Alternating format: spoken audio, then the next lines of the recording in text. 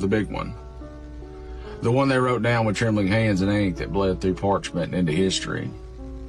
A republic, a place where liberty lived in the lungs of its people, a land that, for all its flaws and failures, at least tried to speak the language of freedom out loud.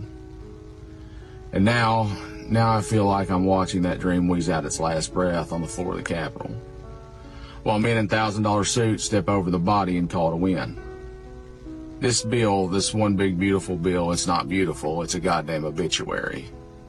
It is the final signal that we have become a nation governed not by the will of the people, but by the whims of oligarchs and the fevers of ideologues who do not believe in democracy, and they've stopped pretending to. They've sold your children's future and pawned your dignity to buy another yacht for a man who already has 5 and will never sell any of them. They've cut food aid while lifting salt deductions by $30,000.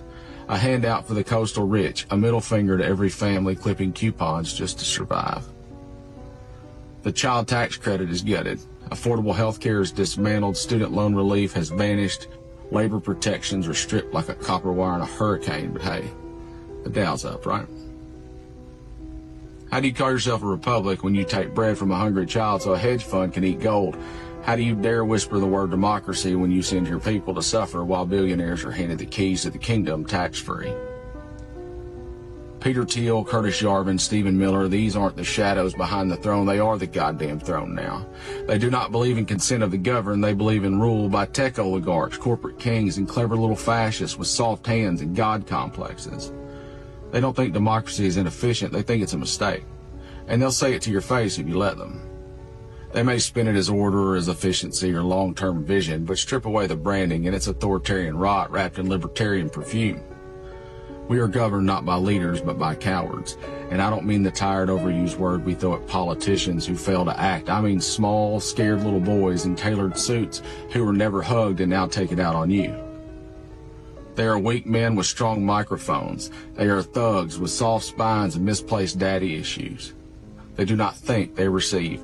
Each and every morning they are spoon-fed their outrage and regurgitate it to a crowd that no longer asks why, only who do we blame? And they tell them who to blame: teachers, journalists, poor people, immigrants, the sick, the truth. And meanwhile, this bill gives legal cover to outsourcing of justice itself. Hidden in the shadows of it are the mechanisms to send American citizens to jails beyond the reach of constitutional oversight.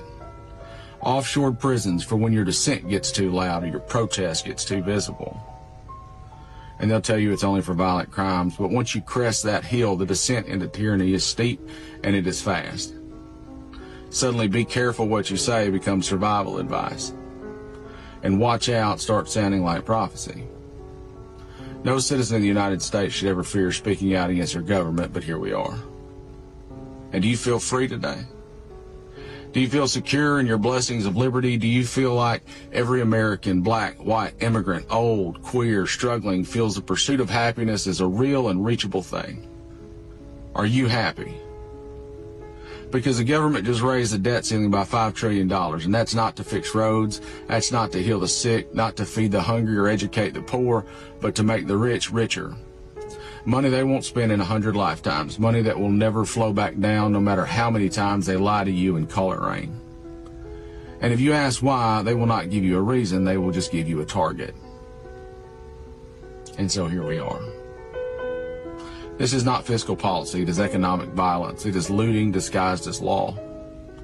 A $5 trillion debt increase to enrich the elite while clawing back the last scraps of dignity from working families is not policy, but it is proof that they believe you are too stupid to notice, too tired to fight, and too afraid to scream.